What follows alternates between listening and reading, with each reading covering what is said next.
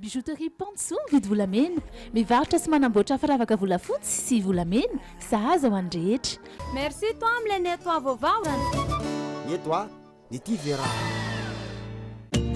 Charbon-bout manolotra ho anao ny LEJD. Charbon-bout madio, mateza, mora ampiasaina. Mitsidika ireo toerana maro eto Madagasikara ato anaty LEJD miaraka amin'ny Tsaradia. Tsaradia, nosy iray, tsika iray. Hoay toa lasa misy volofotsy akindry. Lety, inona kizony ataoko amin'io? Zaki manana vahaolana. Shampoing colorant belle pour une coloration parfaite et soignée. Tsy mitsahatra mikaroka izay tsara ho an'ny zanako Sleepy. Enao koa raha tianao ny zanakao, safidio Sleepy.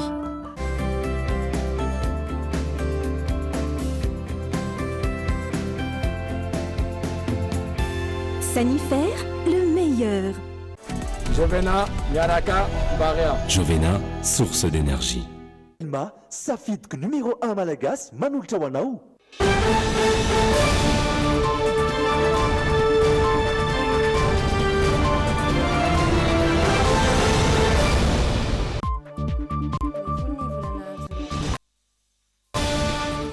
Faly mitsidika ny tokantranonao tompoko lasy tompoko vavy ary asaina ianao anaraka ny LEJD hatramin'ny farany iompana-betsaka amin'ireo vaovao maro samihafa anisan'izany ny fanendrena ny Prime Ministre lehibe ny gouvernement ny vaovao amintsika amin'ity androany ity andao hitravetrany amin'ny alahuna.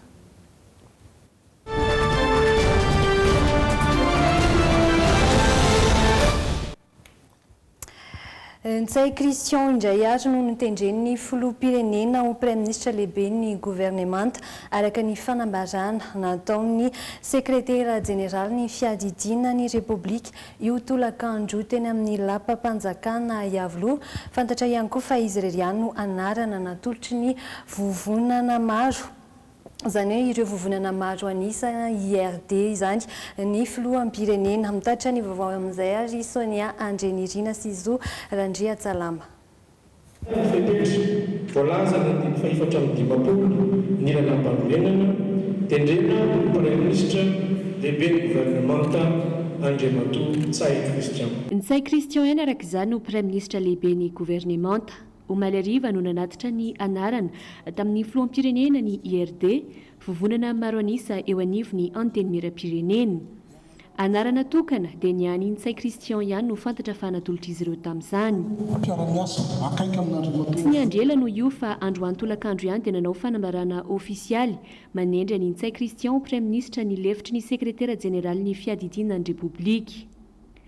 Raha tsy ahivona dia efa tamin'ny 4 Jona 2024 no nitana ny andraikitra maha Prime Ministre azy Ntsay Christian taoriany nanendren'ny filoha teo aloha Hery Rajaonary mampianina azy rehefa nametra-pialana nandritry ny hetsika ireo député ho an'ny fanovana ny gouvernement mahafaly solonandrasana Olivier. Prime Ministre ny marimaritra iraisana avy amin'ny mampary Ntsay Christian. Mbola izy ihany koa no notendren'ny filoham-pirenena Andry Nirina Rajoelina ho Prime Ministre ny ampitso ny fianianany. Everina fa mbola nahafeno ireo masotsivana no takin'ny maro anisa amin'ny maha-teknisiana azy noho izany Ntsay Christian. Eo ihany koa ny mbola fahatokisany filoham-pirenena azy ka izao mbola tafajanona ao amin'ny lapany mahazo arivo izao ihany. Andrasana ny ofirafitry ny gouvernement sy ny fanendrena izay ho ministra. Mandra-piandry izany dia miantoka ny fampandehanan-draharaha ny gouvernement ireo ministra teo aloha izay nametra-pialana niaraka tamin'ny Prime Ministre Ntsay Christian. Fa nahemitra ho amin'ny talata 13 ny volana Jolay izao indray ny fifidianana ireo filoham-bomery eo anivon'ny anteny miram-pirenena Ratoka Androany no saika nanatanterahana izany. Ho tombosaina amin'io ihany koa ny fifidianana izay ho mpapakateny ny komisanina misahana ny arabola mifarana amin'io talata io ihany koa ankoatr'izay ny fivoriana tsy ara-potoana n'ireo solombam-bahoaka izay tsy ahivina fa nanomboka ny talata 24 ny volana Jolay lasa teo.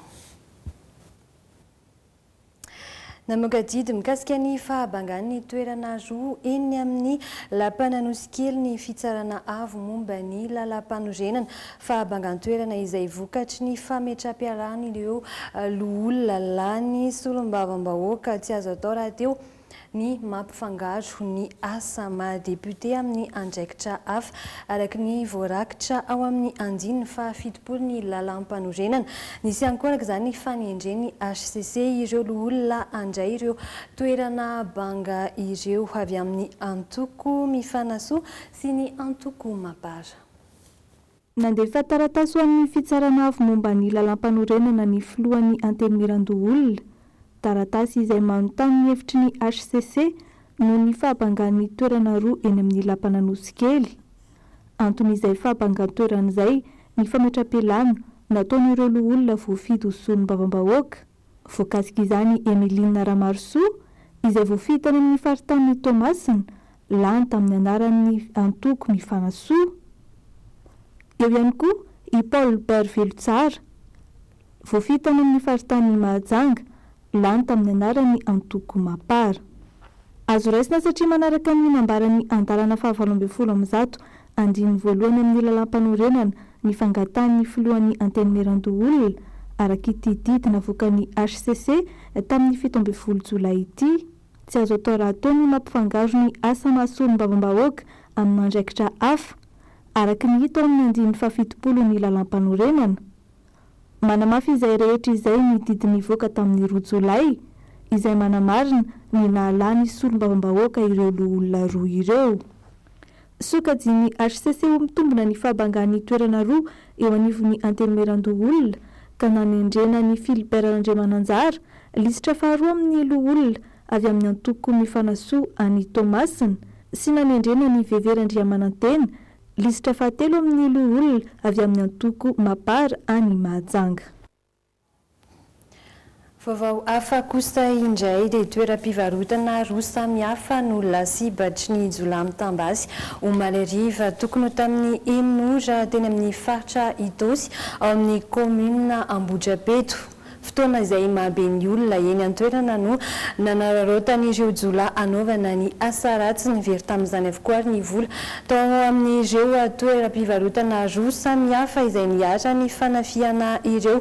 Mbola mitomo hatramin'izao fotoana izao ny fanadihadiana ataon'ireo tompon'andraikitra mahakasika ity raharaha ity. Batra ity no toerana no safidin'ireo jola anomboana ny asa ratsiny omaly tokony tamin'ny Eminora Riva. Efa da izy ireo raha ny fitantaran'ireo nanatry maso teo ampanidina ny tsena ireo mpivarotra no naharaotin'izy ireo anaovana ny asa ratsiny. Vao hita ny varavarana anay dia tsofokandry zareo dia nantany hoe misy taopy ve nantany izy dia avy eo niteny hoe tsy mivarotra an'izany dia avy eo nakisany bandiray hoe maiza misy metsika aza metsika sady natrangany an'ilay basy sy ilay antsy. Dia niditra tato izy dia nisavasava hoe avoainy vola dia teo izay tsy nisy nietsika fa nanao izay tiany natao teo izy. Ny versement rehetra lasa daholo. Mbola tsy vita ny fitotalian'ireo vola ka tsy fantatra mazava ny sanda ny lasan'ireo olon-dratsy raharaka ny fanazavana hatrany. Ny zara roa ireo jola tamin'ny fanaovana ny asa ratsy. Raha naka izay azony tao amin'ilay tranombarotra ny sasany tamin'izy ireo. Nisy kosa ireo nanaraotra ity varotan-kena ity izay tsy lavitra ilay tranombarotra. Vola moa izay zany ambanana basy fotsiny izay dia mitsoaka dia rofondry zareo izay tiany alainy. Anankiray aloha no tena fatsafasy taminay teto. Tondra basy ty fidanitra angamba. Nanao ty fidanitra indroa ireo jolara ny fanazavana anaparitahana ny olona. Basy prolétaire no nentin'izy ireo tamin'izany ary tsy nisarotava izy ireo. Araka ny fanazavana voaray tamin'ny zandarmarim-pirenena eny an-toerana dia olona nampana ny sarotra ny fanenjehan'ireo jola ny amaroan'ny elakelan-trano sy ny amaizinana. Nandray anjara tamin'ny fanarandia avokoa nefa ireo mpitandron'ny filaminana manao fisafona. Nisy ihany koa ireo nanan-kandalana tany amin'ireo fivoahana rehetra amin'ny tanàna. Antsovy amin'ny olona tsy fantatra kosa no nahafahan'ny mpitandron'ny filaminana nijery ny zava-misy teny an-toerana. Mbola metoy izy ireo ny fanadihadiana mahakasika ity raharaha ity ka andrasana ny mety ho toyiny. Mbola maro ireo vaovao maro samihafa miandry anao aoriana ireto dokam-barotra vitsy ireto.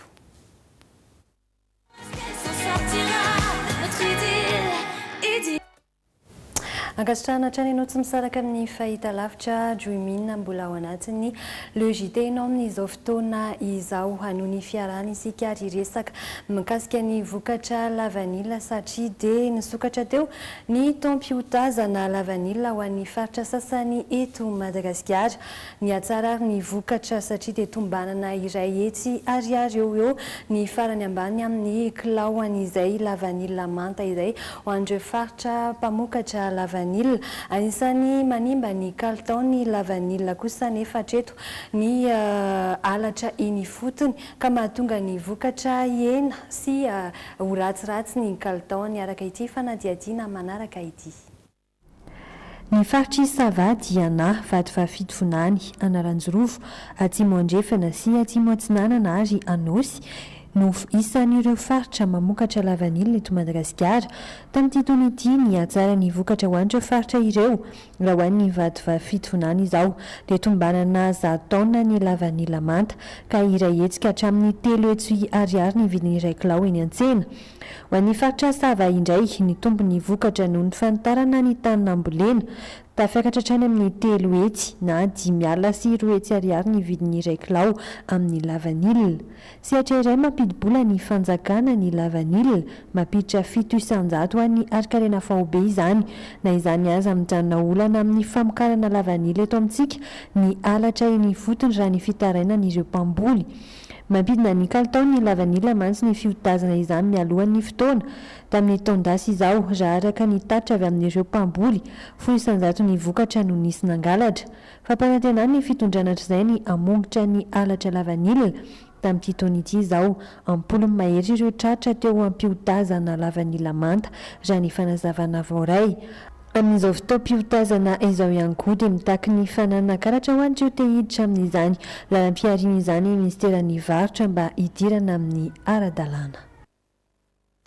Vaovao hafa kosa indray dia notokanana androany ny toerana fanaovana aseho sy fijerena horonan-tsary mihetsika etsy Andotabenaka anome lanja ny kolotsaina ny toerana ary andefa ireo horonan-tsary farany toy ny any ivelany.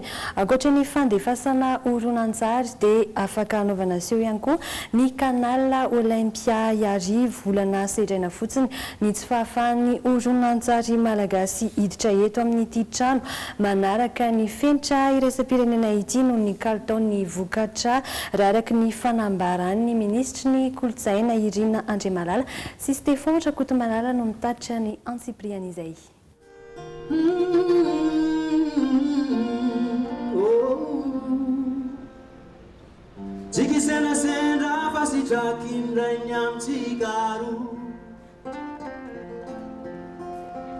Ny ampiray ny toerana fijerena horonan-tsary sy fanaovana aseho eto Antananarivo isokatra manomboka raha-pitso ny varavarana ho an'ireo mpankafy horonan-tsary. Manaraka ny fenitra iraisam-pirenena ary ampiatrano ireo horonan-tsary ika farany avy any ivelany ny kanal Olympia Yarivo ho zaka ny fahefa-mividin'ny malagasy rehetra ny fijerena izany. Ny fidirana amin'ny fijerevana ny horonan-tsary dia ray alina ho an'ny séance tsotra dia 7 arivo izy ho an'ny ankizy latsaky ny 12 taona. Ny horonan-tsary mandeha ato dia zay rehetra faraparany nivoaka eran-tany. Zava-dehibe eo amin'ny tontolon'ny kolotsaina ny fisokafana foto-drafitra asa toy izao raha nambaran'ny ministry ny serasera sy ny kolotsaina. Tanjon'izy ireo ny ahafahan'ny tanora malagasy rehetra misitraka toerana manara-penitra toy izao ary mivelatra eo amin'ny fialamboly. Lafy ny kolotsaina dia tsy mbola ho hita eto amin'ny kanal Olympia Yarivo ny horonan-tsary malagasy no ny kalitao ambany. Izy kosa nefa ny fampiofanana ho atolotra ireo mpamokatra ahafahan'izy ireo miditra amin'ny avolenta. Ny fepetra fotsiny takina amin'izy ireo dia hoe mba manara-penitra ny zavatra atao.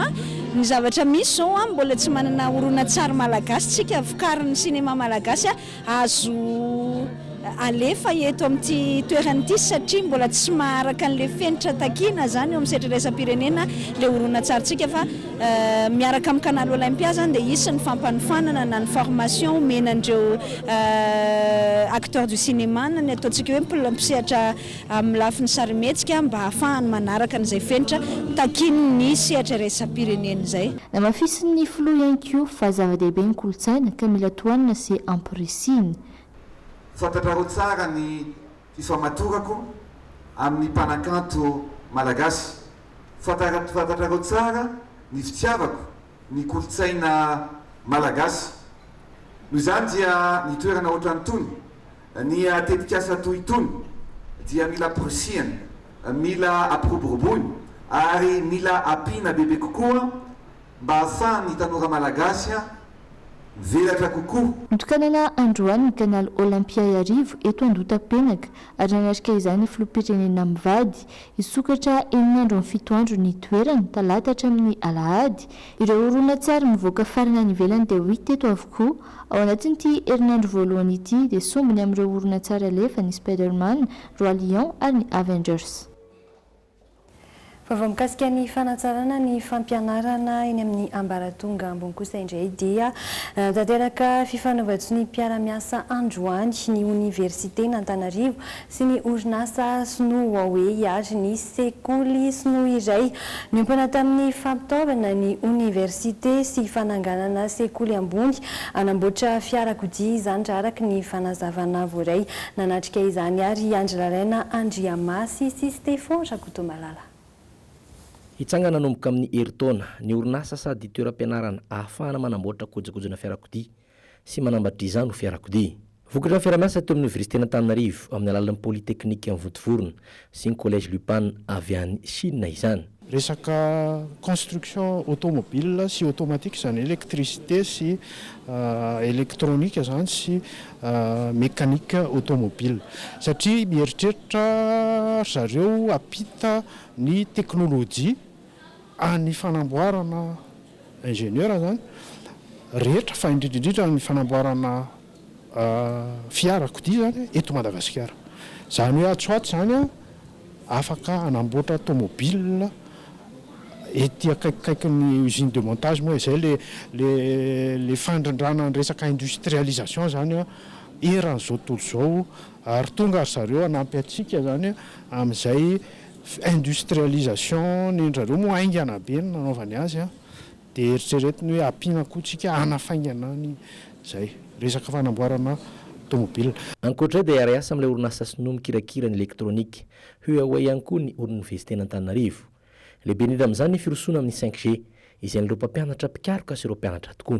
Lasa aloha ny sinoa amin'le génération les transferts transmission na données amin'ny zay zany le hoe génération 5e génération zany no mahalasa alohan'ny Huawei indrindrindrindra everina ho atao pilote ho ampiarina eto zany io 5G io eto amin'ny Université n'Antananarivo dia karazana vitrine ampisehoan-dradio zany zay le intérêt an'le zavatra ho anazy indrindrindrindra hoe efa navita izy ho atsika lasa aingakaingana koa zany le resaka transmission le fifandraisana données zany.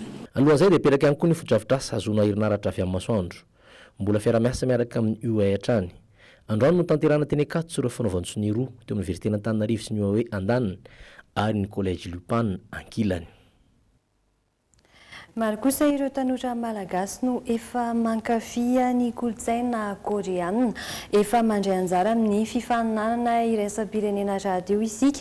Amin'ity taona ity dia rahampitso no amaranana ny fifaninanana K-pop World Festival Madagascar andiany fahatelo eny amin'ny Plaza Ampefiloha tsara efa matianina no hitsara ny lalao izay ahitana ny solotena ny maso ivony Kore eto amintsika. Rahampitso no anatanterahany ny famaranana ny fifaninanana ny seho K-pop World Festival Madagascar eny amin'ny Plaza Ampefiloha 20 ireo vondrona tafiakatra tamin'ity lalao famaranana ity. Ny 12 mpandihy raha toka mpiangaly hira koreana ny valo amin'izy ireo. Matianina avokoa ny mpitsara hijery ny talentan'ireto ankizy. Ie, rahampitso 20 Jolay moa zany famaranana ny K-pop World Festival izay marihana hatrany fa fifaninanana disy hira momba ny K-pop izy io na ny hira koreana. Tahaka ny fanao isan-taona dia misy ny fiara-miasa amin'ny KBS amin'ny fikarakarana ny fifaninanana. Tsy misy ny vahiny asaina fa ireo vondrona 20 ireo no anome fahafampony mpijery sy ny mpakafy ny kolotsaina koreana. Ny K-pop World Festival moa zany amin'ny fifaninanana international azy dia raha ny tena tokony ho izy dia makany akore ny mpandresy amin'io na ny mpandresy amin'ny dina ny mpandresy amin'ny hira fa iny moa zany mbola amin'ny fiaraha-miasa ny KBS mbola misy ny fifantenana rehefa vita io satria ny lany voalohany aty amintsika mbola ho safidindry zareo amin'ny lany voalohany rehetra maneran-tany hoe iza tokoa zany tena mendrika andeha ho any Kore amin'ny volana oktobra moa zany no anaovana izay grande finale any Kore izay. Marina fa andiany fahatelo ity ho tanterahina eto Madagasikara amin'ity taona ity no marina ny mpikarakara fa efa lany ny karatra fanasana ahafahana manatrika ny famaranana ny K-pop Festival Madagasikara. Amin'ny taona ho avy indray no ikarakarana ny K-pop Festival Madagasikara andiany fahaefatra ary andiany faraka ambin'ny folo maneran-tany. Fanadihadiana dokavarotra kosa indray dia nozarana loka ireo tsara vitana tamin'ny lalao izay nokarakarain'ny tranombarotra Jomboscor teto Andrenivohitra. Bondachat mitetina 4 tapitrisa ariary ny loka voalohany tamin'izany izay afaka ampiasaina mandritra ny taona, nomena ny anjarany ihany koa ireo 4 hafa izay tsara vitana. Ny fandraisana anjara tamin'ny lalao nokarakarain'ny Jomboscor ity. Midike avy nividianao entana atao amin'ny tranombarotra ihany no naverina narotsaka tanaty vata lehibe ka nisariana izay tsara vitana tamin'izany. Azo nitira ny mpianakaviana ity ny loka voalohany tamin'izay fiantsenana mandavan-taona ato amin'ny Jomboscor mitentina 4 tapitrisa ariary. Ny fomba nandraisako anjara nazoko an'izay nividy entana atao amin'ny Scor tetsy amin'ny Smart tao Tanjombato dia nandray anjara tamin'ilay tombola izany hoe napiditra le ticket tombola tao anatin'le urne dia surprise be moa zany nazona an'izao loko zao. Raha ihany ny tombola narotsaka dia tena tsy mba mpandray anjara amina tombola zany sady tsy mety mahazo mihitsy moa zany rehefa mba mandray anjara dia nefa mba sampany mba nandray anjara dia surprise be. Tsy latsa-danja tamin'izany akoho ireo tsara vitana hafa tao anatin'ny lalao izay nentina nanamariana ny fitsingerenan'ny taona amin'ny iverenan'ny fahaleovantenan'i Madagasikara. Ny nahazo ny loka androany dia 7 zany izy ny loka anzarainay 13 panier garni izay mitentina 100 000 ariary tsirairay avy dia nisy ny caddie garni izay mitentina 400 000 ariary tsirairay avy ary ny loka goavana dia 1 an de course izay mitentina 6 millions d'ariary izay azon'olona 500 000 ariary isam-bolana. Mbola isy ny lalao karakarain'izy ireo amin'ny fankalazana ny 20 taona nisian'ny orinasa Jomboscor teto Madagasikara.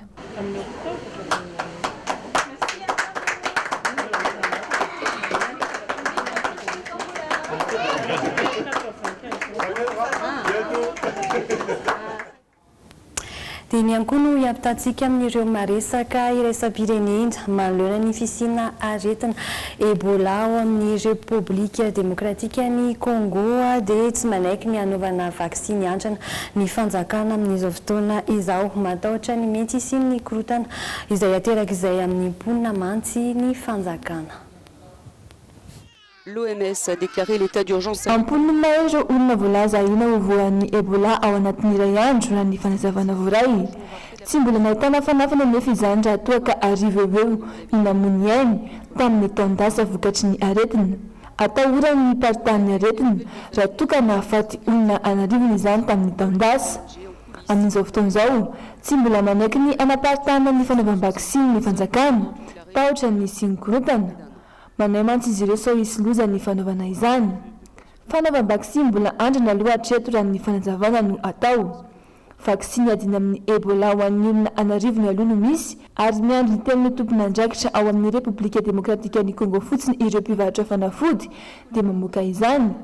Milaza nefa ny mpamokatra io vaksiny io fa tsy misy atahorana ny fanaovana izany na dia vaksiny tsy maharitra aza aloha hatreto.